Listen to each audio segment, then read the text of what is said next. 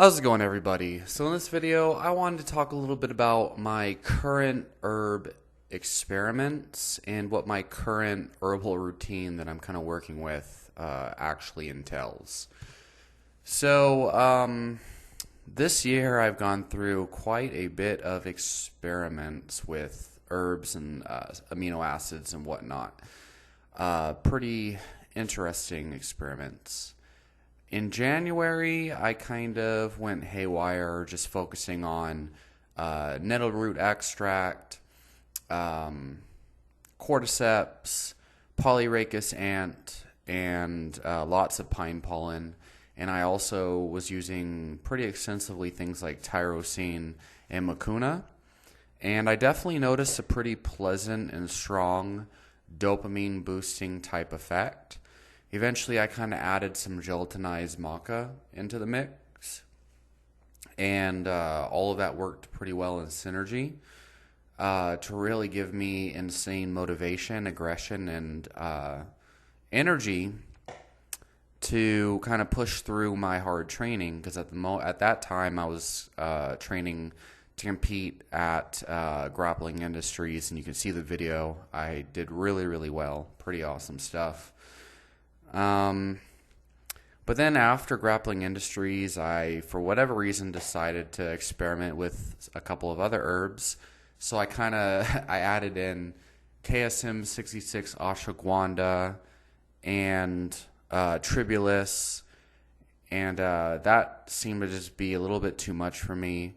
I remember just feeling a mixture of lethargy and crazy paranoia and anxiety. It was pretty bad, actually. My mind just went like 100 times faster than normal, which is very problematic for somebody like me because my brain already is going, 1,000 thoughts per hour or something. Um, so yeah, so I had to stop taking that. And after that, I was gonna kind of just like revert back to what I was doing previously. I don't remember exactly what happened there. I think I kind of just um, didn't didn't really go back to what I was doing previously for very long. It was only a couple days, and then I had added like Asha or I had added Rishi back into my routine for a while. Throughout like the end of February and the majority of March, I was hitting the Rishi pretty extensively. And I really liked the energy that Rishi brought to me. It kind of just, Rishi tends to just calm all the systems of the body down. It tends to calm down your mind. It tends to calm down your like sexual urges, which is good for most people who have unhealthy sexual urges, like they watch too much porn and stuff like that. It tends to calm down over aggression and anger and anxiety and all of these things. Rishi, and it calms down the digestion, calms down the immune system. It's like the great calmer, like they should call it. Really amazing stuff. I was taking Hyperion Herbs 10 to 1 hot water extract as well as a 4 to 1 hot water extract by TerraSol. And by far, I definitely prefer the Hyperion Herbs, as always. I felt there was a bit of a drying and diuretic effect from the TerraSol Rishi, despite it being like half the price. But cheaper is generally not better, usually, especially in regards to herbs. So anyway,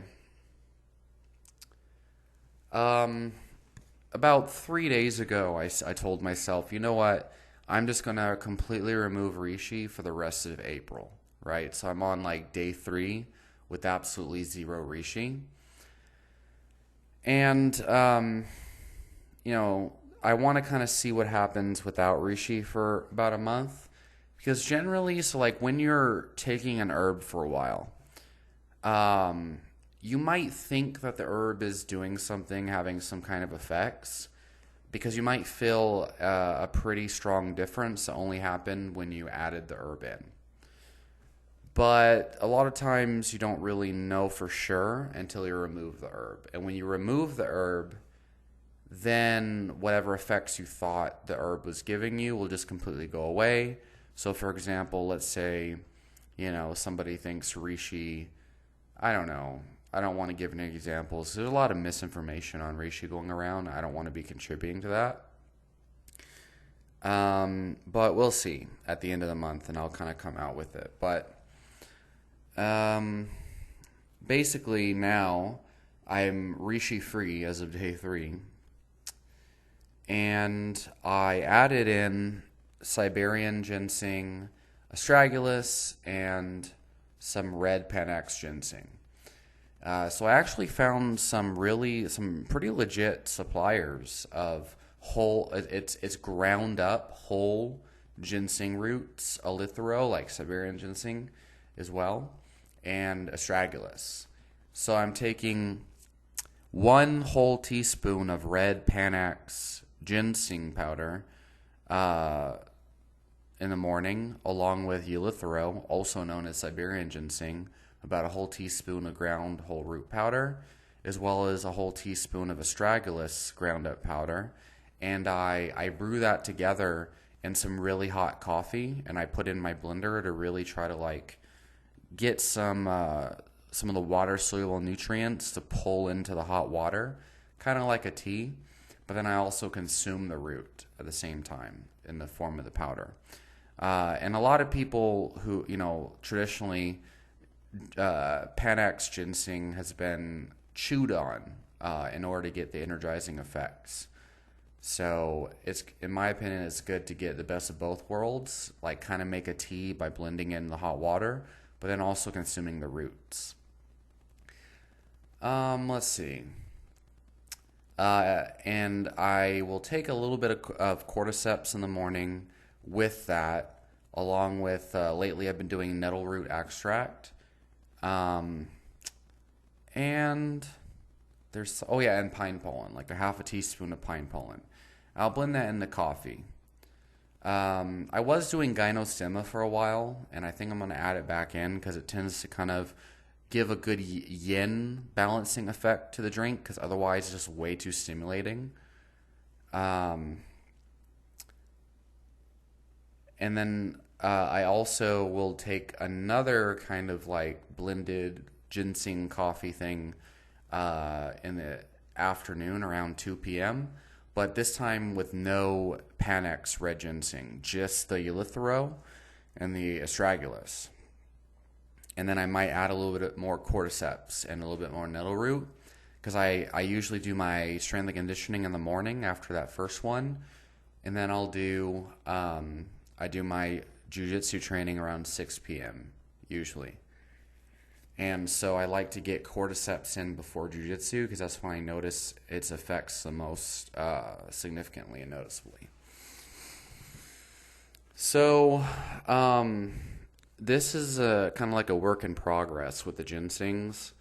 The first day that I took it, actually, I think this is the second official day that I've been taking such a high dose of these herbs. Because I was taking Siberian eleuthero and astragalus before, but it was in tiny dosages from capsules. And I happened to get the whole root powder shipped in on Tuesday, which is like 3 days ago.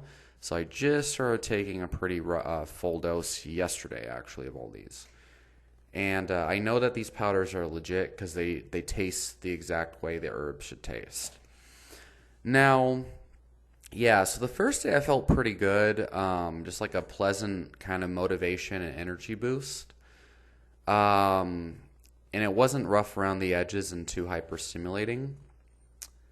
But now the second day today, I feel a little bit too scatterbrained, and like my mind is sped up a little bit too much. A little bit too much stimulation than I'd prefer. And I think that might be because I didn't have any gynostemma with this combination today. And I think the gynostemma has a calming effect that kind of complements these things. But it could also be that the reishi is officially out of my system as of today. And I think the reishi might have like a balancing effect that that kind of prevents over stimulation from the other herbs. So I'm not sure. It's a little bit too early to kind of judge the ginsengs being added back in. But as far as the cordyceps, nettle root, and the pine pollen, I've been taking that long enough to kind of know what to expect when those herbs are working.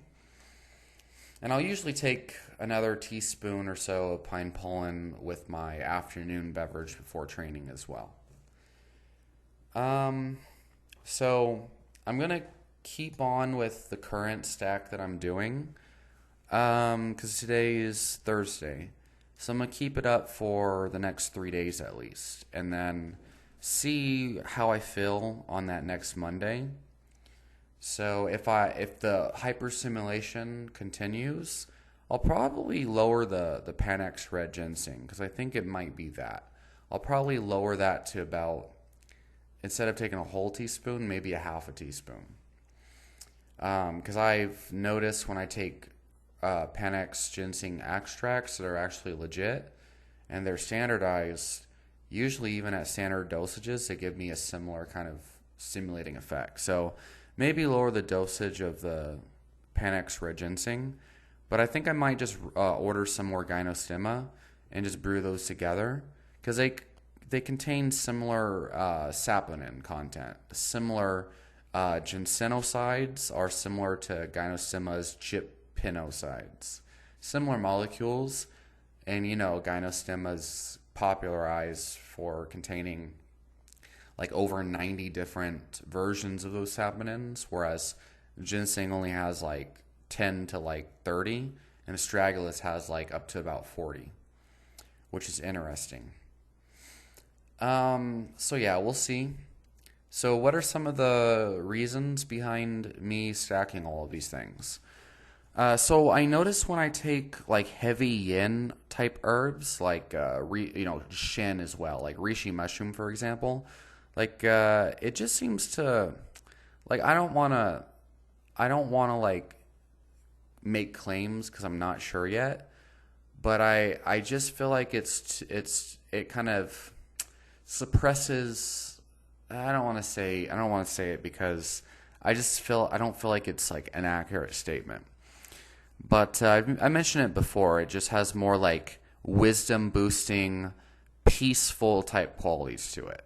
Whereas things like ginseng, at least, have more like aggressive warrior type qualities. And right now, at this current stage in my training and stuff, I really don't want to be too buffed up on peaceful monk type qualities. Although they definitely help technique-wise, and they help me stay calm when I'm in bad situations. But I like that feeling of like I want to rip people's heads off that I'll get when I'm not on reishi. Reishi really calms down those hyper-aggressive parts of my personality. Those feelings of like, I want to go and compete and destroy the competition. And it's like, well, I'd much rather have that attitude that I want to destroy the competition, compared to the ultimate wisdom boosting, meditative monk type state of energy that reishi tends to give people. So yeah, I think Rishi's great, and to be honest, I'd much rather be in the state that Reishi puts me in rather than being hyper-stimulated, buffed up on too much caffeine and or too much ginseng. So we're going to see how this affects me leading forward. But yeah, basically, the goal here is to boost my yang jing type energy, as they call it in traditional Chinese medicine. And basically what that kind of looks like, if we're thinking a Western reductionist neurotransmitter type thing, we're talking boosting dopamine, lowering prolactin, or at least hindering some of its expression in some way. But boosting dopamine expression, boosting dopamine precursors, boosting the stimulation of dopamine receptors, and pretty much all the qualities of motivation and drive and energy and vitality that comes with it. But you guys got to understand, and you girls, when you're like agonizing or boosting dopamine systems in any way, A lot of times you'll also get adrenaline and cortisol and some of these other things along with it. So that's typically why you'll see things like holy basil or gynosema or reishi being added to people's herb routines when they're taking a lot of ginseng and stuff. It's because Chinese medicine, at least, is about balance. And if you're just taking a lot of yang type herbs like ginseng and whatnot, it can just stimulate people too much. And I do believe that that's why a lot of like people in the nootropics community these days, they have negative experiences with things like reishi, with things like lion's mane, or more specifically things like even like ginseng or ashwagandha, is that they're just trying to get like a pharmaceutical grade approach. So typically they'll take like the most potent extract. They might take double the recommended dose, or they just will take too much. Even the recommended doses sometimes are too much. Or they'll take something like Tongkat Ali, and they're expecting the positive benefits in the short term. They want like a hardcore punch in the face. And that is not how tonic herbs are supposed to work, especially on their own, especially if you're taking too much too soon.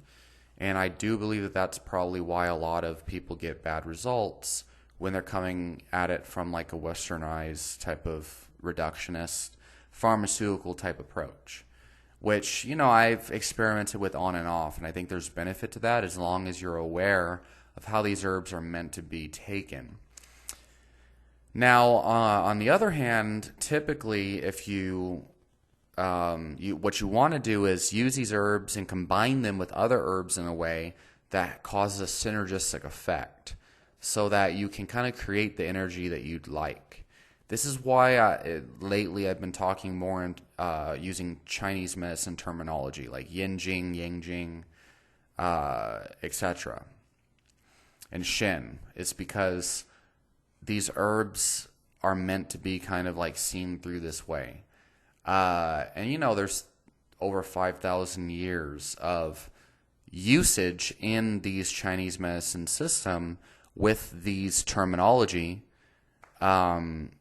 And they've kind of developed a system on how to most effectively use these herbs in that Chinese medicine way, right? Which sounds like woo-woo stuff to like the scientific mind who's into neurotransmitters and some of these more tangible, objective, measurable things that we can use testing for and whatnot. Like blood tests and brain electrodes and urinalysis. But the issue is Chinese medicine doesn't seem to, like, these herbs are most effective if we use them the way that they were used for 5,000 years. Or at least if we combine the two, right?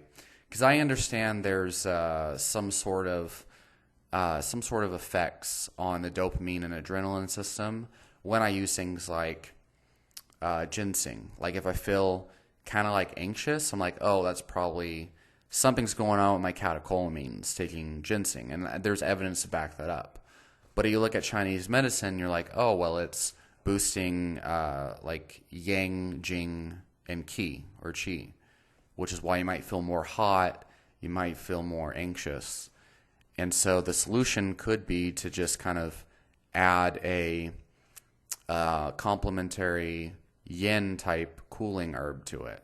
Like let's just say holy basil, for example, which also has benefits on energy and benefits on like relaxation, but at the same time it helps to boost athletic performance and dopamine functioning, similar to the ginseng, but it also has GABA boosting properties.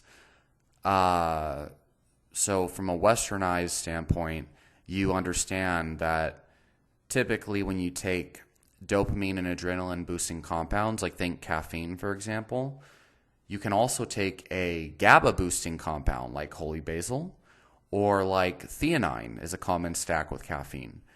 And when you stack a GABA boosting compound, or even chamomile, with like an adrenaline or dopamine boosting compound, you get a synergistic effect where you get kind of like the energizing feelings of the caffeine or of the ginseng, but then you get the calming and centering properties of the theanine or the holy basil. So that's just kind of like an example of how Chinese medicine terminology and theories, it's kind of, I mean, it's accurate, obviously, because that's where it came out of, was trial and error and actual clinical experience. It was like their version of science based on practice and studying. There's entire textbooks written on it. It's just a different kind of language to describe these things. Whereas Western science, and it's not even Western, it's just modern science technically, because a lot of the scientific literature on ginseng and reishi comes out of China and Japan. Uh, it works, but it's kind of in its infancy. The scientific research on things like ginseng and reishi and these herbs has only been kind of in practice for like the last 150 years, if even that.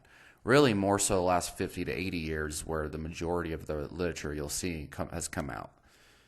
And as these herbs become more popular around the world with extracts and standardization, we start to see more and more evidence pop up as of the last like 2 decades, for example, last 20 years. But you got 5,000 years of, basically research on these herbs from traditional Chinese medicine texts. So one of the most recent books written on it that's based on these older philosophies is Ron Teeguarden's book, was it Tonic Herbalism, Creating Supreme Health or something like that? But just look up Ron Teeguarden books on Amazon. I'm planning on doing like a book review here soon. So Ron Teeguarden's books are great, but and it gives you a brief overview of Chinese medicine theory. But obviously the oldest books would be like The Yellow Emperor's Classic on Chinese Medicine, The Web That Has No Weaver. That one's really popular and a pretty good key text. And I like The Web That Has No Weaver. It kind of reminds me of like books like The Art of War, the Tao Te Ching, the Book of Five Rings, some of that more ancient, like Asian, well, not ancient, but old school Asian philosophy. For whatever reason, I really like it. I don't know. It's on a similar wavelength as my philosophical side, I suppose. So anyway, yeah. So we'll see how this current experiment goes. I'm trying to basically boost dopamine and testosterone type functions, but at the same time maintain enough kind of groundedness and relaxation to be able to fall asleep at night. So last night, which was after one day of taking the current herb stack, I slept amazing even without reishi. And I think my own sleep tends to be most correlated with my salt intake. If I'm not consuming enough salt, then I have some problems sleeping. But if I'm consuming a good amount of salt, like at least a teaspoon, at least 2 grams of sodium, I tend to sleep well. So I'm going to see how I sleep tonight, and I'll definitely make a update video. If anything, I might just have to lower my dose of Panax ginseng, because I think that's the one that's kind of like getting me all upbeat. But yeah, so we'll talk again pretty soon, and we'll see how this goes.